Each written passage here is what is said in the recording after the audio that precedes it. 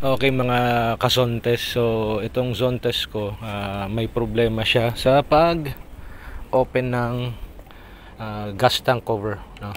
So una gagawin natin, i-switch on muna natin yung ignition.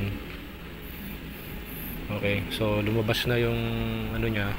Kapag ayaw mabuksan kahit anong gigil mo. So ginawa ko diyan para mabuksan, ginagawa ko, pukpukin nyo lang tong malakas. Yan, i-shock nyo lang. Tapos yun, ma-open na siya.